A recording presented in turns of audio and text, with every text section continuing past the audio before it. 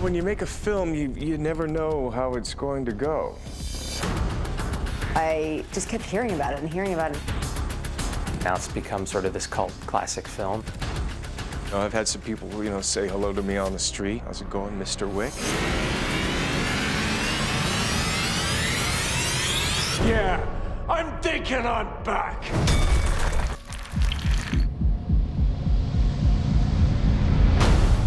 John Wick 1 had a very tortured life. We didn't know if the audience would embrace the aesthetic of the movie. Baba Yaga. And it was kind of miraculous that we were able to pull it off. We were really fortunate that people liked what we did. It had its own vibe to it. The action was really cool. The comedy was spot on. Noise complaint. Noise complaint. It's just a really cool, fun movie. It was a great script. The directors did a really amazing job in bringing the tone and bringing the worlds to life. Room 880. We wanted to do something different, and we wanted to make bold choices and be provocative. I guess we just never thought it would resonate past the genre movie. I think the whole world just sort of embraced Keanu being back. You look good. And hearing about it and people saying, you have to watch it, you have to see Keanu in this film. Cast the man, cast the man, cast the man. And I think Keanu Reeves, he's very much like John Wick. He's very dedicated. He's a man of precision and stick-to-itiveness. And Keanu's got his own code as well. He's sort of the good guy of the bad guys. And the way Keanu does them is unbelievable. It's a very simple, understated performance.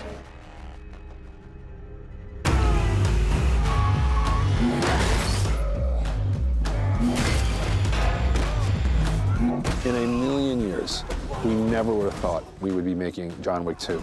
After the first John Wick came out and it had its success, seems like the best thing to do. When I got the opportunity to read the script and talk with Chad, I knew I need to be in John Wick 2. You working? Yeah. You? Yeah. We called this movie John Wick Chapter 2. It's not 2 years later, it's the same week.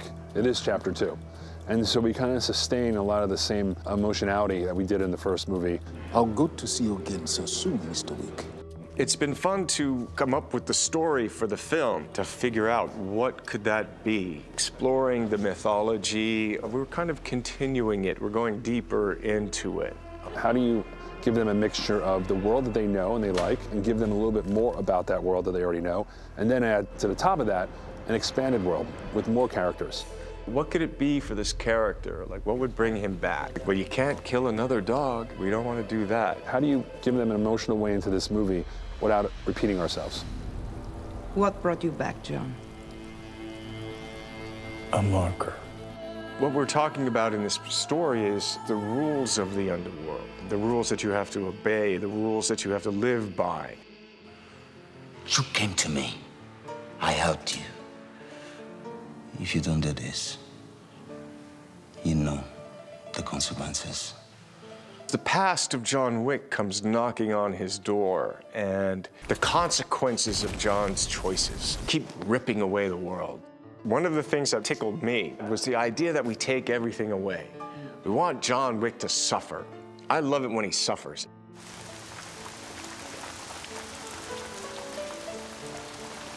The end of this story, John has nothing, and he's hunted. He's hunted by every level of the John Wick world. John needs to do one last job, and in turn sets the world upon him. But it's only the second chapter. And like any good book, it's got a third. I'll kill them. I'll kill them all.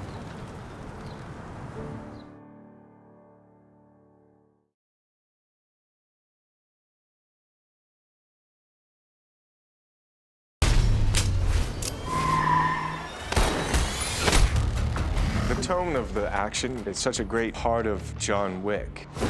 No longer takes complexity, footwork.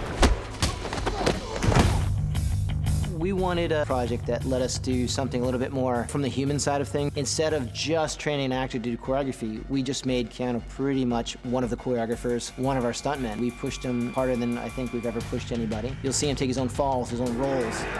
You'll see him do his own reloads. You'll see him unjam and jam a weapon. You'll see him do all his own disarms. You'll see him drive his car. You'll see him hit things with a car when it's really Keanu Reeves. So we kind of threw away the actor thing and just trained him as a stunt guy. That was always the mantra. He's going to roll the camera, and it's going to roll for 30 seconds and see how many people you can hose down with a pistol in 30 seconds. That's demanding. It's really demanding as movie fighting goes. We talked a lot about how could we make this one bigger and meaner, and we settled on the idea that we need to make Keanu better, hence the long training period for Keanu Reeves. So as I put the suit back on, I went back into training. The stunt team has a lot of experience training actors. Whatever it is, he embraces it full-heartedly. He just goes full throttle the whole way. I would find it difficult to get a 50-year-old man in that kind of combat-ready state, except Keanu. I think Keanu wants to live that life of, this is who I am. And I think he brings that every time we rehearse and every time we train. Yeah, I mean, I'm older, so it's harder to show off. And you have more technique, so that helps keep balancing it out. The age is winning, of course, but techniques are helping me get by. The more I can do and the more confidence that Chad and the stunt team have in me, then they go, okay, now let's give him some more responsibility. Oh, you can do that? Oh, cool. Okay, well, what about that? Ah, shoot, I can't quite do that. Train him. Keanu trains on the weekends. He trained for 4 or 5 months before the movie started shooting. And I don't mean like once a week, like every day, 4 or 5 hours a day. The great thing about Keanu is he's super committed. When there's training to be done, he's gonna do it. And he shows up early to train and works as hard as possible. As you get deeper and deeper into training, you get less and less normal life, which I enjoy the focus of it. My friends are like, where did you go? And I'm like, I'm in the training paradigm. I really enjoy the physical side of it. I'm a Virgo. I like tasks. I like the puzzle. I like trying to get good at something. So it's fun to do the physical stuff, figure it out and try and be great at it. I started training 2 years after the release of the first one, so the weapon stuff came back pretty quick. That muscle memory, the judo not so much. I've gone out to some of the best instructors to enrich Keanu Reeves, to get him better at what it is we're going to do in the movie. We just went to town training him on 14 or 15 great judo moves, aki-jitsu moves, and then really upped his jiu-jitsu game, like spent a lot of time grappling. So we brought the masters in, the Machado brothers, just so we can get the best knowledge. They'd come in and see his jiu-jitsu training. A great honor to have the Machado brothers come to 8711. I love John Wick. I think it was one of the best fight scenes ever seen. I believe for me it was the first movie which you see the mix of good martial arts so well put together.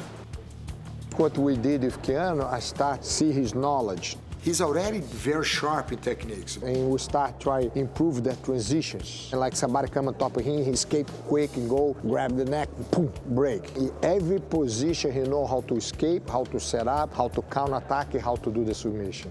He have that focus, that determination, everything perfect. Is very impressive. I was basically just like an hour with them, and they each taught me one technique. Everything was breath and flow. When are you slow? When are you fast? Is your breath while that's happening? That's why I'm here today, bring you what we know best. That's always with me. Like, you know, that's part of how we talk now. Let's get the flow.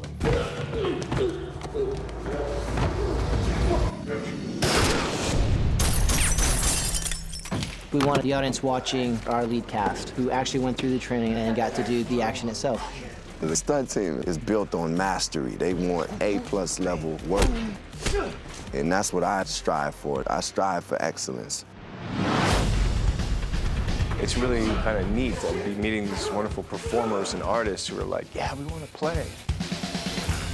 Casting was another one of those great parts that had a couple great character moments and had a lot of action. So we didn't want to go out and cast just a stuntman or a cast member that's really defined action. We'd rather find someone very interesting who had a great character attribute to him and then train them as we did with Keanu. I knew that these are stunt guys that are the best in the industry, and they're just really great at what they do. So the opportunity to work with Keanu Reeves, and once they put Rome on the map too, it was like, I need to be in John Wick too.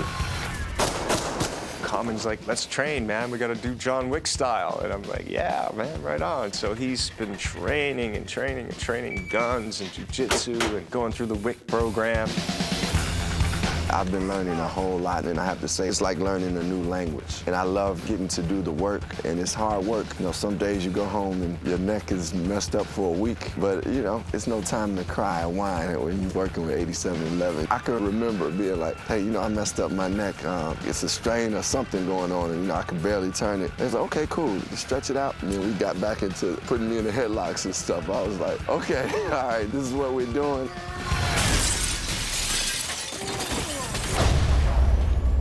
Ruby's going through the WIC program. Welcome to WIC.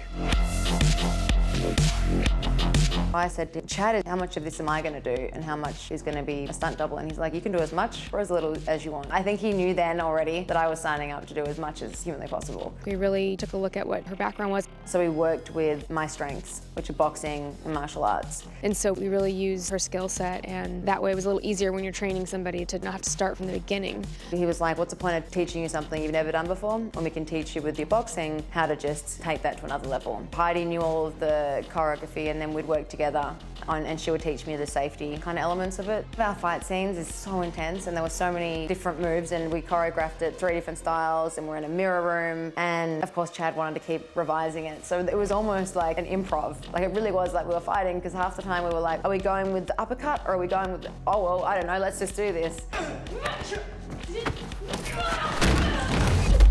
With the training, you learn about the cooperation, how to fake fight, and how to do long takes, and like there's a kind of reality to it, but it's also a dance. It's sort of a pleasure when you get to work with one of the guys you're used to working with. It's sort of like a dance when you do a fight. And if someone's a tiny bit off, the other person makes up for it a little bit and you work together. Some of the guys, you know, Jackson, Danny, all these guys, I mean, I know if I ever fight them, we're always gonna be on because we'll make up for each other's mistakes. And I realized that Keanu has picked that up. I could tell that he was dancing with me from the beginning. I was so impressed. Cars, guns, knives, just basic stuff. You gotta know how to make an omelet, right? When you open up the Reeves chest, it's like, okay, we got that with the guns, we got this with the throws, we have this on the floors. These are the choke techniques. These are the knife techniques. So the more that he has to play with, he can work that into the choreography. Everything's a weapon to him, whether it's hands-on or firearms or his car, whatever he has, he's going to use as a weapon. You have the first film, he would use one kind of weapon all the time, so it was very linear. Now we have up to 3 different weapons that he's using at one time, which adds a completely different aspect. I've done a lot more training on this film than the first one in terms of guns. We took Keanu through a lot of 3-gun training. Speed draws, transitions, fast trigger pulls. Keeping that kind of gunplay and fighting interesting, like gun-jitsu, up to snuff is our biggest mission. So we brought the masters in just so we can get the best knowledge. We wanted him to be faster and be able to up his target acquisition, make him faster pulling up on targets, faster out of the holster, get him faster on the reloads, be able to correct malfunctions. Yeah. I'm good. I brought in Taryn Butler, who's the national international 3-gun champion. It's about speed, precision, and timing. Moving targets, stationary targets. And the ability to transition between a pistol, a rifle, and a shotgun and back and forth. I brought Keanu here, Taryn Butler's shooting ranch up in Simi Valley, for a reason, because Taryn is the fastest guy out there. He's the best A-list celebrity that I've ever had out here. His intensity, his desire to get good is really what pushes me as a trainer to just get even better with him. You know, I've had guys out and they're great, who want to do the basics and kind of go, and they're good to go, and they'll look good enough for the camera and all that stuff, but he wants to take it to the next level. For me, I enjoy the mechanics of it and figuring stuff out, and then trying to apply it. He's never satisfied. He wants it to be the best it could possibly be. But on the other hand, we look back at the videos like, God dang, that's an amazing run. You start getting into how fast was your draw, how fast was your first pull, what was the time between your trigger pulls, how fast your reload, how fast can you run this course. It's all about speed shooting while you're moving. And every time we're at Terran's, we can change the course. It's almost like choreography. He shoots one course, pistol, rifle, shotgun, and then the next time we change it. In each session, he was firing anywhere from 1,000 to 1,500 rounds. But it just builds in so much precision and so much muscle memory. We thought it was a good idea. There is something to the mindset, and it does it to your body. You know, you have to be in it. You have to attack. If that gets ingrained in my body, then it's going to be second nature for me just to go into that position.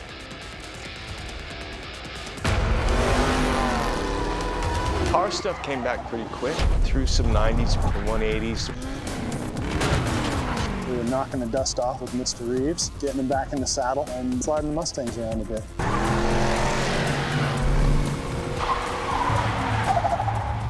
We just wanted to take him back to the basics. We just did some 90s into a mark and 180s to a mark. We started drifting a little bit, just kind of see where he's at, see how much he remembered.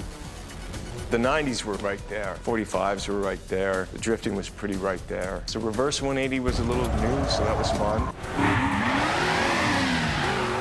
We trained Keanu specifically to the moves that we choreograph in the chase. So we're not so much building car chases in this film as much as we are car fu, where he takes the car and smashes into people, he uses the car to hit people, he'll use the car to knock people over. This one's a lot more brutal. All of this training helps when someone says, action! Fucking go, and you're like, on it!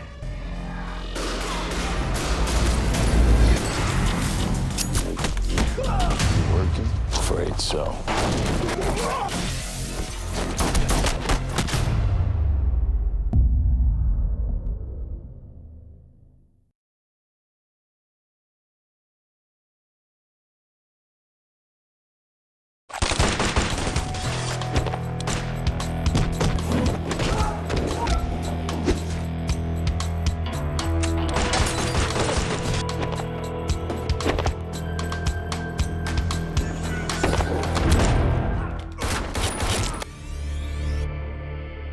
We take the previs process very serious at 8711. Great choreography, great camera work, great editing. Going ahead from what's written on the page to actually executing it on set. Somebody needs to walk that road before you come to set, like a scout unit going in first to clear the terrain for the boss. Set. 3, 2, 1, go. We talked a lot about how could we make this one bigger and meaner. We rounded up a badass team of the best stunt guys out there. Our stunt team alone has 3 different languages being spoken. Italians, Americans, and Bulgarians. It's almost like NATO. The Machado brothers came in and gave him a lot of that jiu-jitsu. Yes! Karen Butler, 13-time U.S. national gun champion. Heidi Moneymaker, doubling Aries. Aside from being Chad's wife, Heidi is also one of the best stunt women in this business. Why don't you just run this last piece like 5 or 6 times? And then the 8711 team, Derek Brown, Danny Hernandez, Justin Yu, Jackson Spidell, all of our crew. Proper fucking bunch of murderers. So we did 3 pre-visits for every sequence.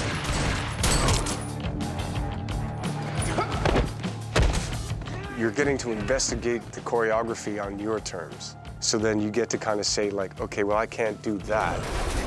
Okay, I have to learn how to do that. If I'm shown a video, then I can start to see what I have to do. We spent a lot of time practicing the reloads, practicing correcting malfunctions.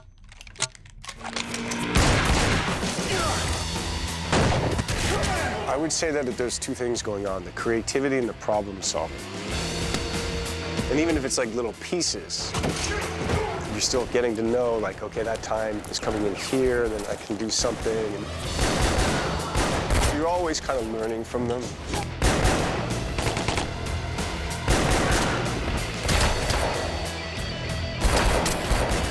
We just carpet bombed him with violence. 205 and we've killed 35 people. It's awesome.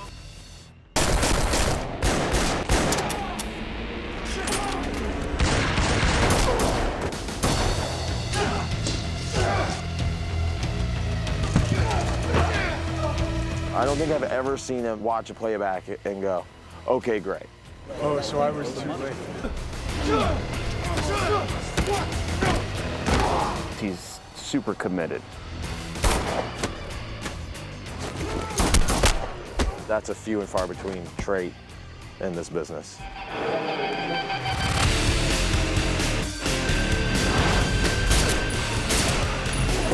You can shoot anywhere in the dark. We're picking a direction and going in that direction. When you get the ones that are like completely done and they've put the sound effects and the blood squirts in,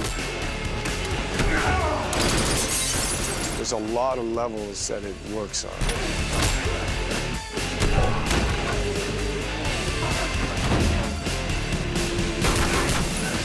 I watched all the cut footage of all the action sequences the very first time. I mean, I was screaming like a little kid in a candy store. It's off the charts. It's off the hook.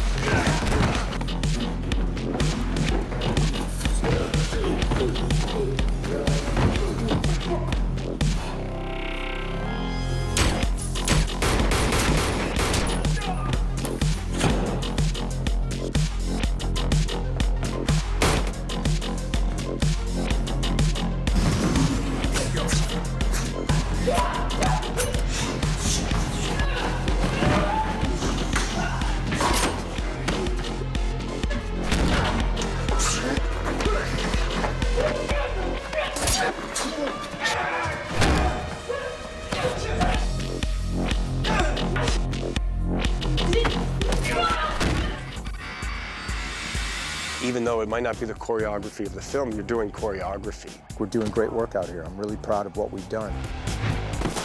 Sometimes you shoot a previs for a shock and awe. Look how cool we can do this.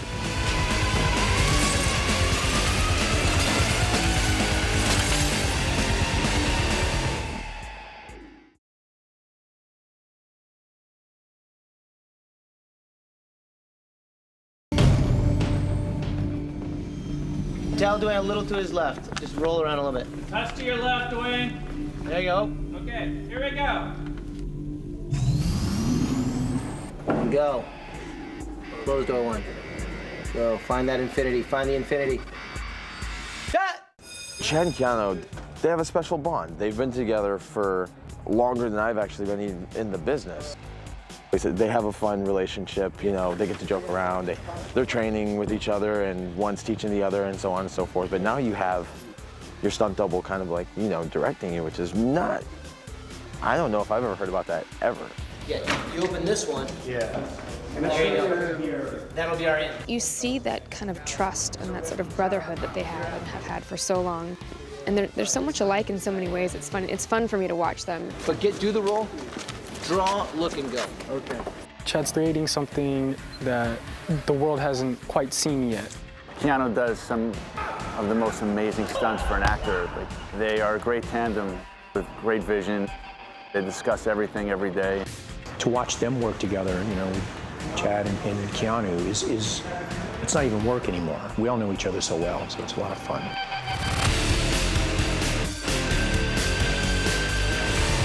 I was working on I was working on NYPD Blues, and I got a call saying, hey, you might make a good double for Keanu Reeves. You should go to this audition for this sci-fi movie. I got hit by a car like at 6 in the morning, and then tried to make it to the auditions by 11. Of course you did. Yeah, and I showed up in jeans and a t-shirt, and that's where I walked into this big warehouse in Burbank. And I think you were doing the dojo fight rehearsing. I'm 90% sure it's the dojo fight with Chu. Chu, one of the Chinese choreographers. Keanu just going off on this huge kung fu piece of choreography. I'm like, oh, I guess I've come to the right place. It was like we were kind of like creeping out, just peeking at you from. What's that guy doing? Yeah, like, oh, hey, that's the guy from Bill and Ted's. Right. And then I met Yung Woo Ping and his guys. I met Keanu really briefly. And then I met the Wachowskis. And then I got put through, I did 45-minute hour auditions on the first Matrix. So. Yeah, I mean, I'd only done 2 action films before The Matrix, so I was used to doing training, you know, some fight training and some weapons training. But certainly the idea of like, here's, you know, 3 months and learn movie kung fu and throws and choreography and wire work. You know, hard to fake the splits. Yeah, you can't, you can't, those side kicks and... The American, all the wire we had done, I'd done like the flips in the wire and some of the routes, but the actual kung fu wire work was so rare in mainstream stunt work in America that we're on the same learning curve on that. So he'd give me pointers and stuff like that too, because he'd been doing it much longer at that point. I just remember I just walked in, I was sitting in the lobby of my hotel in Sydney, and he just came shuffling in, and he just kind of looked at me like, hey. I'm like, hey, you just put down this bottle of wine on the counter. They're like, good job. And he walked away. I'm like, oh, I had a bottle of wine. It was great. But I still have it. I still have it. Oh, really? Nice. Yeah. So that's kind of how, we got initiated. A bottle of Penfolds and a week of kung fu in the dojo sequence. Yeah. Boom, he goes down. It's like, oh shit, this guy peels. After the first Matrix, they allowed me to be one of the stunt coordinators and actually gave me a camera a couple times, so they started the filmmaking process, which led into a fantastic second unit action directing career. When you started, 8711 action design, was that born right out of Revolutions? It was right after Revolutions, yeah. It was like within the year after Revolutions. Chad and Dave and 8711 were definitely an advancement and an evolution of storytelling and where action is in storytelling. Kind of coming in with the wire technologies and different cameras. That idea of action and story was really a strong part of what 8711 helped sort of make modern, and you've seen that the studios and producers have said, yeah, we need those guys. Chad was so literate in terms of action and cinema, storytelling. There's a vast knowledge there. That's part of why when John Wick came to me, I thought that Wick could be something that would be attractive to him. I think we both share a kind of roll up your sleeves and go to work. Best way to do it. And it's not happen. Yeah. It's gonna happen on set. Let's go. If we're speaking creatively, even early days on Wick, the times that we spent in the office in New York, really just kind of going through story and dialogue casting and everything, and kind of you sharing your vision. A lot of Japanese scotch.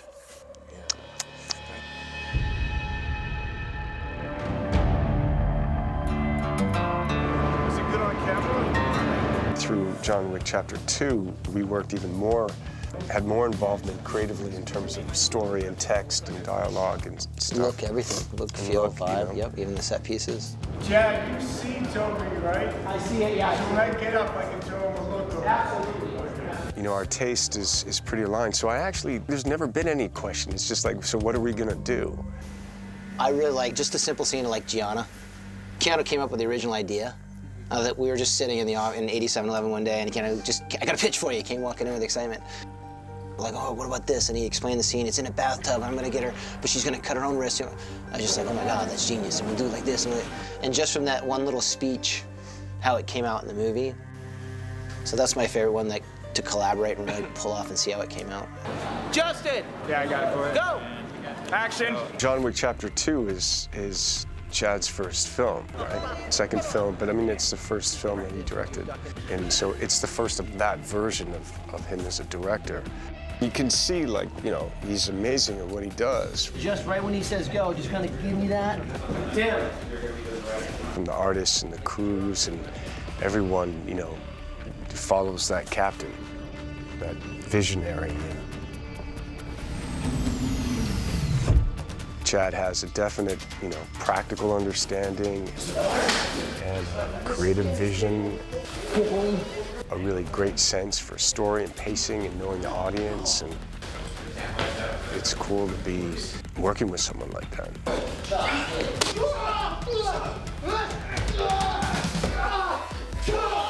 Very rarely do you find someone with capabilities exceeding limitations.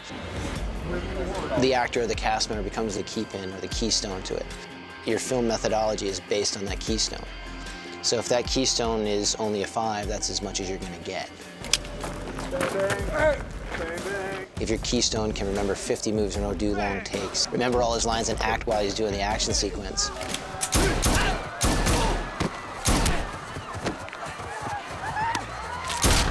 John Wick wouldn't have worked with anybody but. How many directors really have freedom, true creative choice in an action sequence? They're not trying to hide anything. They're not trying to cut around things. They're not trying to hide wire stunt doubles. Good cut. If I have all that, basically my own virtual camera setup, if I have an actor or my keystone that can do everything, and I choose when to cut, so now when I go back and I choose between 4 edits, all 4 edits are great. It's my choice. It's a real choice. Cut. Beautiful. Nice. We knew in the catacombs where we're cutting. It was just the logistics, the physics of the set pieces.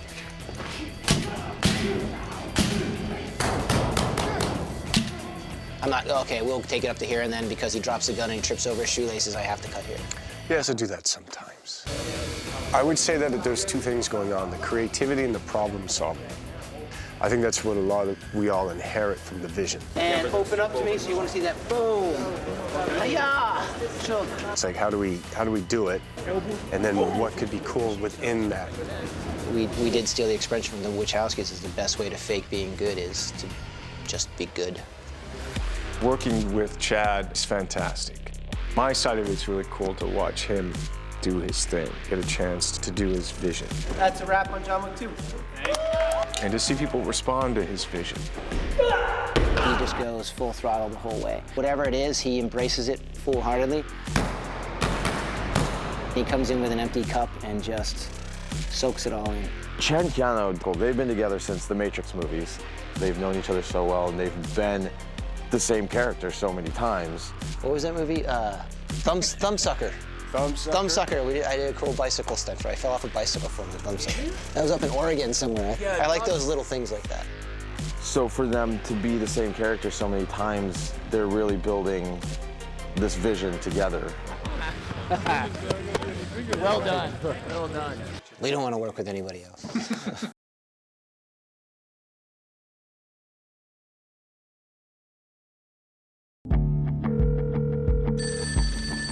Operator, how may I direct your call? Accounts payable. The John Wick world, it's a hidden world. It's fantasy, but it's also reality. Accounts payable, how may I help you? I'd like to open an account. There's all these rules that the assassins have. The rules that you have to obey, the rules that you have to live by. Name on the account? John Wick. No one comes back without repercussions. The challenge came to us, how do we create a sequel that stems from the world expansion? Having this character take a journey and opening up the story. Showing the rules and the mythology of John Wick. Baba Yaga.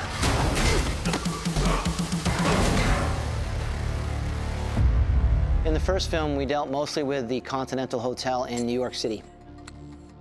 In this movie, we wanted to show that there's a Continental Hotel that exists in every city around the world, every major city around the world.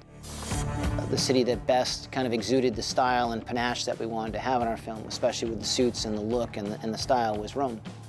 Rome has been around for 1,000 years. It goes really deep and really old school. It has such an elegance and a sophistication, and for us to be able to take it internationally, Rome is the perfect place. The big difference is the context, the situation, the places. This is the original map of the D'Antonio estate. Here you have all the ancient ruins. We're gonna shoot in the catacombs, and we have this beautiful scene in Terme di Caracalla, you know, this theater. Chad was really excited about Italy and Rome being a kind of seat of historical agencies. We bring in the idea of the high table, that even beyond the layer of the continental, there's the high table. Alla salute. You just get different kinds of tribes. How deep does that go?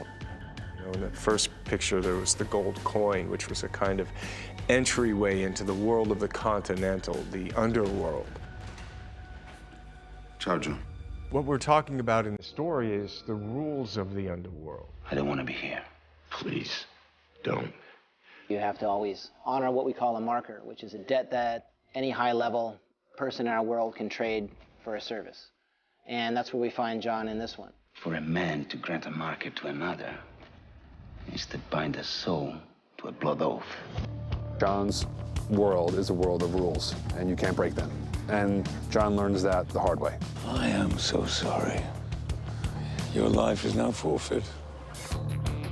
Our world expansion isn't just for Rome. We want to expand John's home of New York.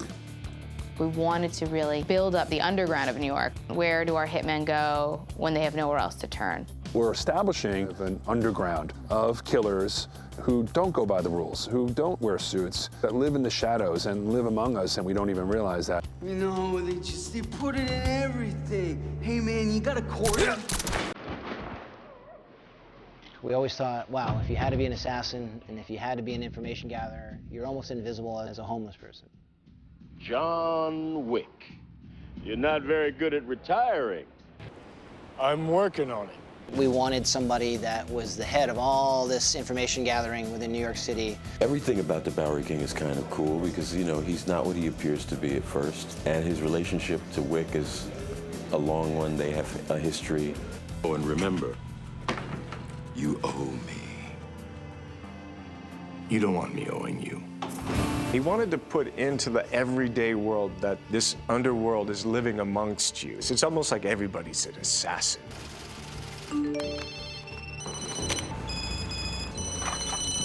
Anybody you see out there can be assassin. They're not always in shiny black suits or the things you see every day, whether it's a garbage man, a street performer, a shopkeeper, a police officer. Any of these people could be assassins. You never know someone's history, you never know what they've been through, you never know what they're capable of.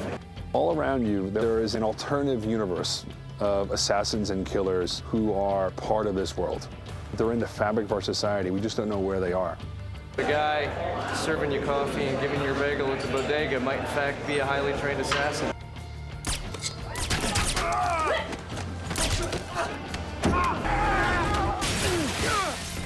I mean, that's what's great about the world of John Wick, is that it is a heightened reality.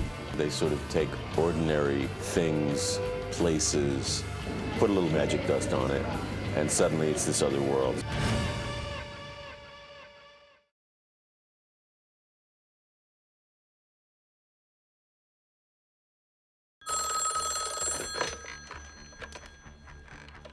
The Utebia Maya Machina.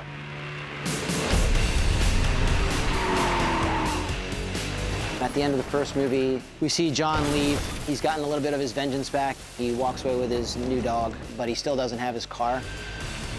Everyone was like, where does this story start? And basically it was, well, let's get his car back. We brought back John's Mustang.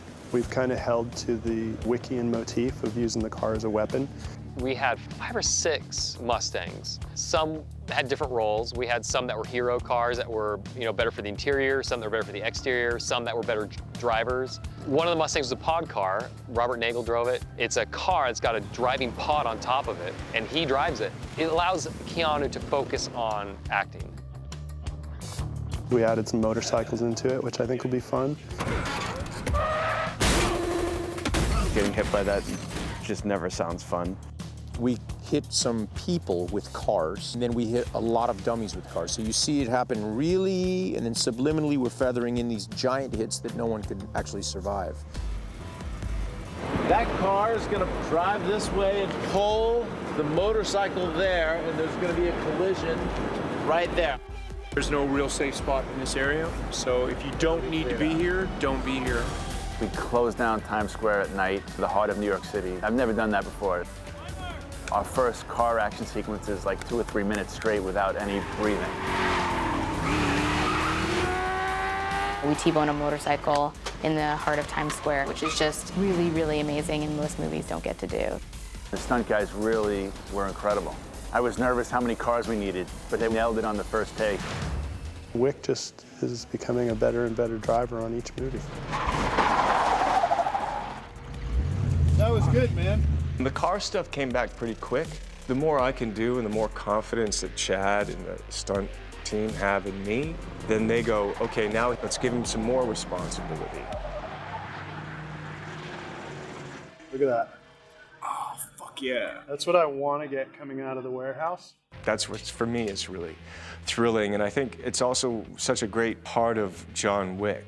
Being able to stay with the character, you know, while all of these things are happening, I think adds to the fun. Choreography's been amazing on this one. Chad just keeps upping the ante. He's certainly doing it justice, for sure.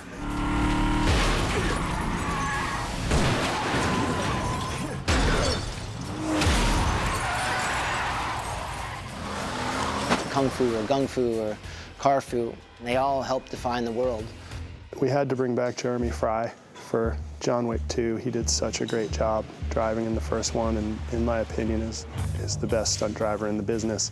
A lot of times you have an idea of what you want, but whether you can do it or not kind of depends on what you're looking at. So Darren came up with the sequence of what the car is going to do. And there's a ramp that they built so you can drive from inside to outside. And he said, let's come out of it sideways.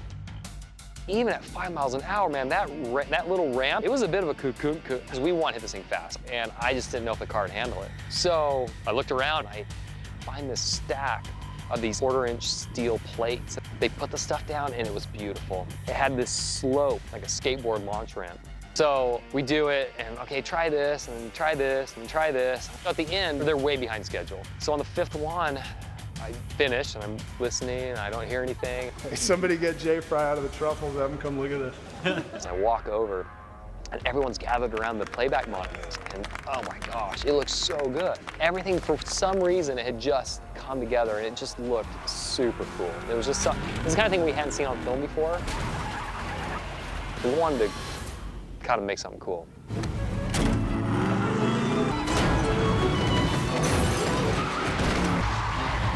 Todd's a nice guy. When he goes to get his car, he's not interested in just killing everybody. He just wants to get his car. He's pretty much all around killing machine. Whatever he has his hands on, he's going to kill you with. The guy can fight, the guy can shoot, the guy can use a knife, and the guy can use a car.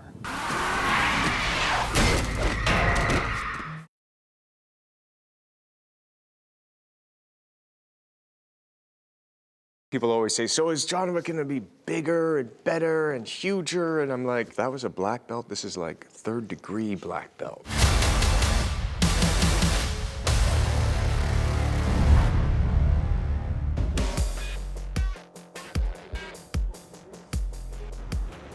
I think it's in our nature to try and outdo ourselves each time. I think the cool thing about John Wick is we've set up this Wickian world.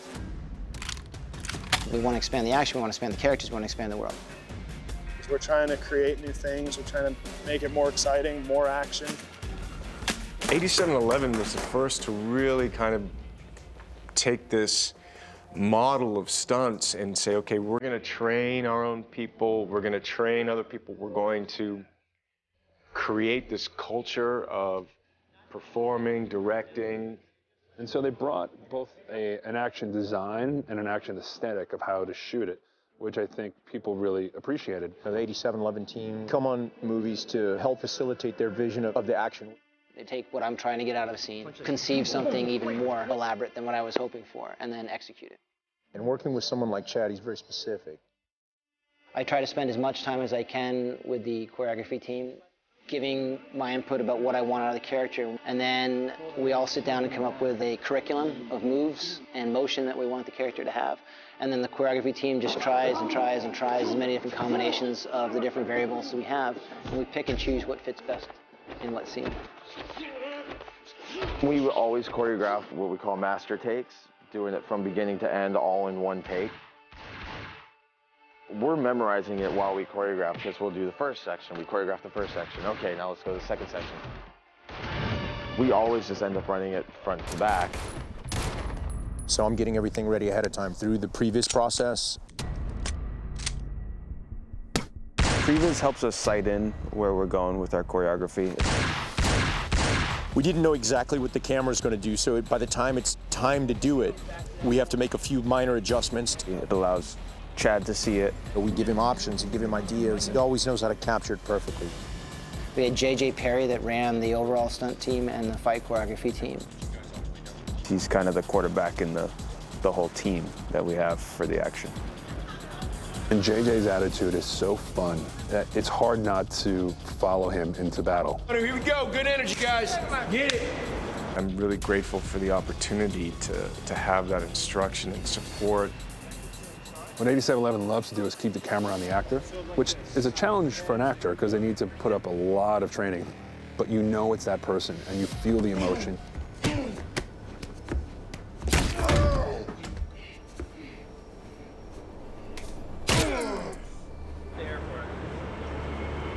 They have a lot of experience with training actors, and I'm really benefiting from that experience. Keanu's so conditioned now. We've done our magic and like conditioned him. He can go and he'll rehearse it like 3 or 4 times, top to bottom, and then he's like, all right, let's shoot. He embodies everything about John Wick, and he's really an actor that gives him his all. So we love to surround him with actors who we can also push that far, and so that they can bring their A game. You have to make the character or the individual playing the character better to do the better choreography. You can't do one without the other. The training I've done has prepared me to be able to be spontaneous when we need to be, or take Chad's direction and make it authentic. First time I talked to Common, he's like, I don't care what it takes. I want to do this. I don't think Common missed a single workout.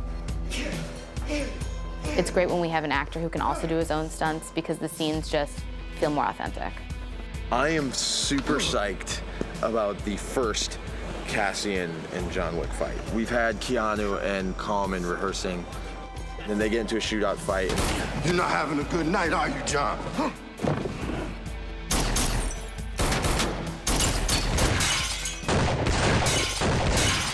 And then we're doing gun fu, jiu-jitsu, judo. Yes, Yeah. all of them mixed together. Eric Brown, our judo extraordinaire, put together a really fascinating, pretty much grappling sequence between the two of them on the ground. It's very smart, it's very true to the arts, and they both pull it off.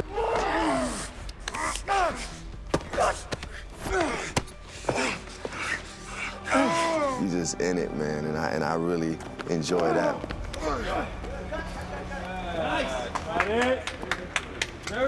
It's been cool to be able to have time to train with Common and with Ruby. Ruby's been training. She's kind of like specializes in, knife fighting, close contact. Keanu and I have a great scene. We're in a mirror room. After a couple months of designing, Kevin and his fantastic team came up with a very elaborate mirror room that doubled part as art exhibit, part as maze. I designed the room to be an architectural version of mirrors and reflections, and getting lost within the reflection and trying to find what's real and what's not real. We took that in a kind of ode to Enter the Dragon, and then we did our final little gunfight within that, which was very challenging. Welcome to Reflections of the Soul at the New Modern NYC. After the choreography was done, we did a bunch of rehearsals and worked together and brought it to the mirror room, and from the beginning, it was a challenge. In that sense, we know that we have to train our actors really hard and make sure that they're well prepared. And then you punch him, more straight punch. And that's where he's gonna grab you and break your elbow.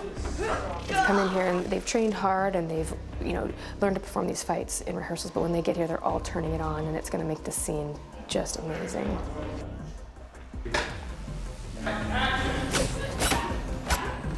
It really was like we were fighting, because half the time we were like, are we going with the uppercut, or are we going with oh, well, I don't know, let's just do this. In fact, in one of them, he flips me over and his elbow knocked me in the cheek. And we watched it back, and there's this little moment where it was real. There's a kind of reality to it. That level of everyone who's involved is kind of on a higher level. Sure. We've tried to place action in places that audiences haven't seen before. We didn't know we were going to do catacombs. I do a lot of the action design based on locations. So we went over to Rome, we scouted, and then we couldn't believe it. Like, they were going to allow us to shoot in 2,000-year-old catacombs. Obviously, we have a big fight scene in the Baths of Caracalla, in the catacombs under the Baths of Caracalla.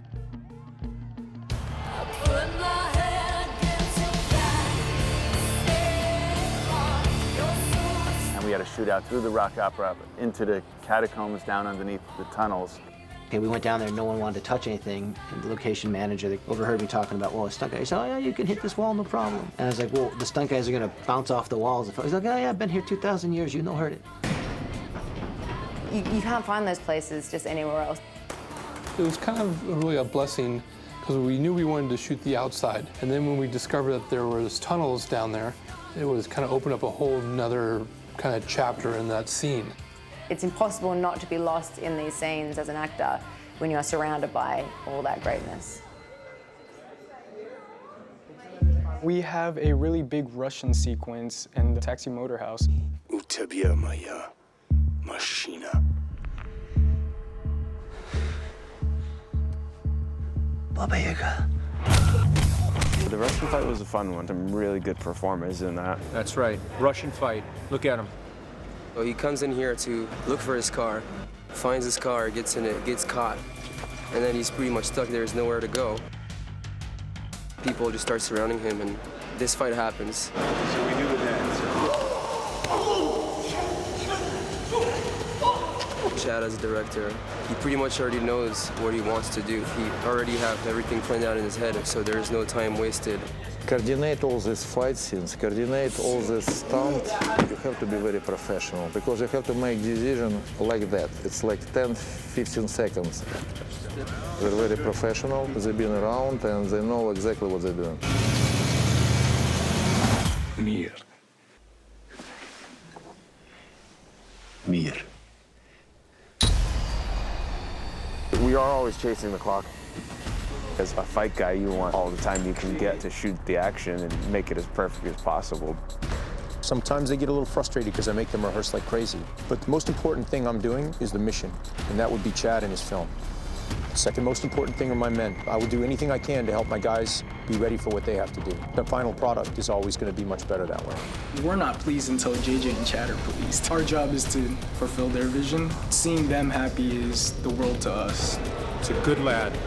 Good lad. Hopefully we get to take you through a little bit of a world that you haven't seen before. So I guess you have a choice. You want a war? Or do you want to just give me a gun?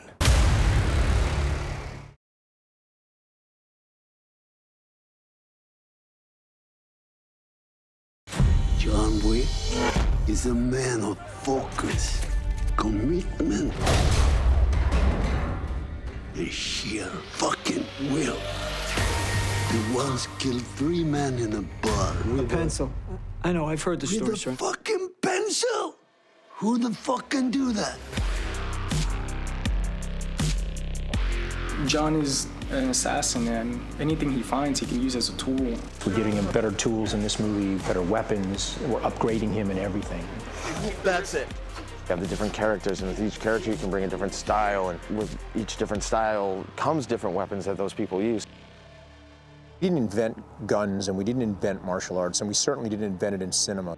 I think what we did was we took a more modern take on it. Great fight action mixed with tactical gunplay isn't usually in the same movie. We really wanted to be super tactical. How would one man take out an army?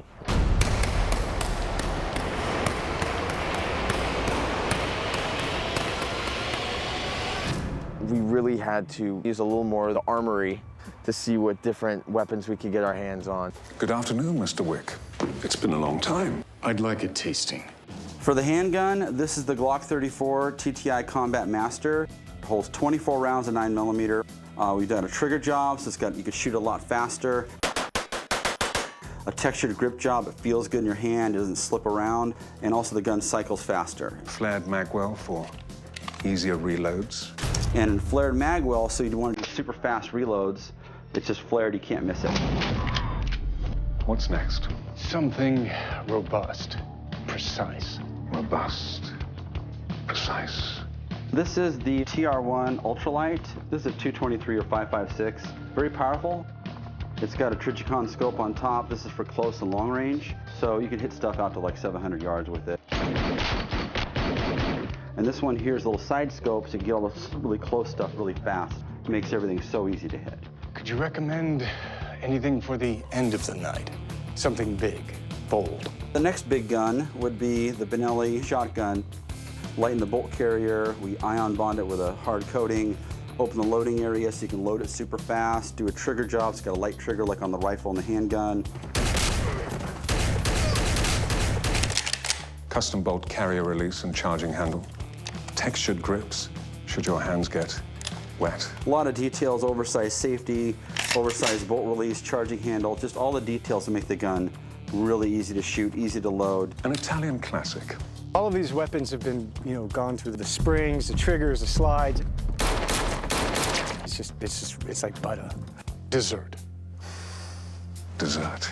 The finest cutlery. John has a microtech that he uses in the subway platform against Cassie. It was one of the first times I've ever seen one of those really cool knives. JJ actually brought it out, and he gave us that great idea and planted the seed.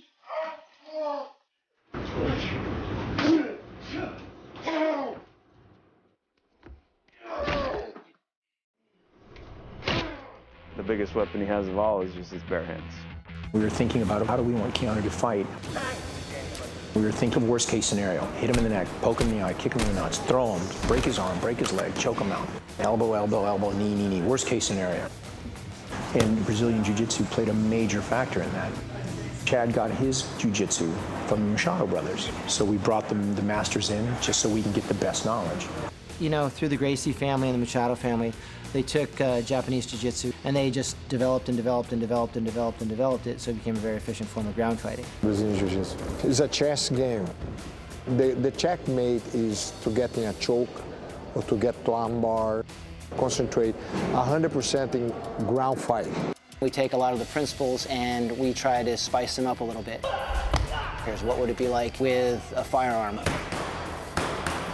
What would it be like with an edge weapon? And we kind of movie-ize it a little bit to make it feel a little bit more fun. Somebody come on top of him, he escape quick and go, poof, break. Now the other guy come, he come back up, take the other guy down, break. Not waste 1 second.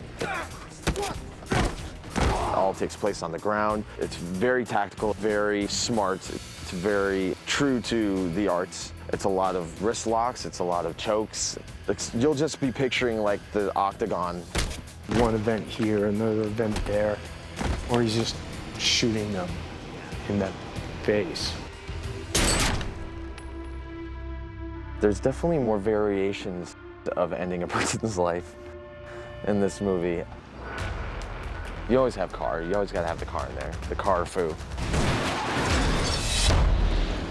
Come on, dude. He's doing the crane technique, man. Karate Kid style.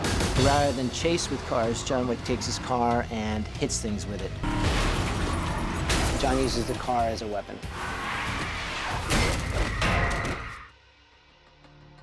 We like suits in John Wick. We like formality and what a suit means. It says respect, it says acquiescence, or it says strength. John Wick needs a new suit. He's on a new mission, he needs a new suit. So one of the first things he does when he goes to Rome is goes to see his old tailor. Buongiorno, signor Wick. Magari ha bisogno di un abito nuovo. I am. And the suit had to be bulletproof and had to be tactical. It's made of a bunch of different materials. You line up your suit and you can take a bullet. Silicon carbide discs, ceramic matrices, cutting-edge body armor, zero penetration. Once a suit goes on, he's a single-minded, single-purpose individual. John uses weapons of opportunity. The character John Wick was known for the ability to incapacitate 3 men in an establishment with a pencil. We have to have a pencil fight. Have to. We have to have a pencil fight. That's all I heard for about a year. We have to gotta have a pencil fight. Don't cut the pencil fight. Why don't we have a pencil fight?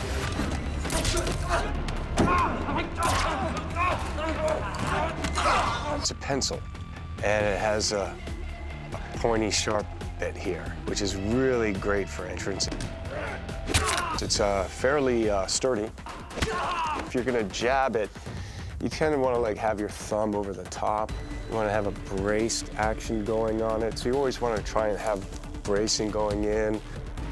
Really good for close quarter. Gotta go for the soft spots. Go for the soft spots in the hands. Orifices. Gotta have a pencil fight. John is dangerous. Whatever he has, he's lethal. We have car, shotgun, machine gun, and handguns, pencil.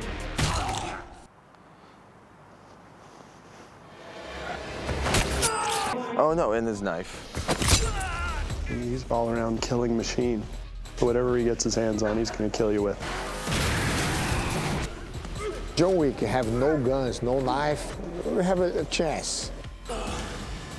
But he have a guns and knife. No chance. Tell you what, if they wanted to kill James Bond, they'd send John Wick. Mr. Wick, do enjoy your party.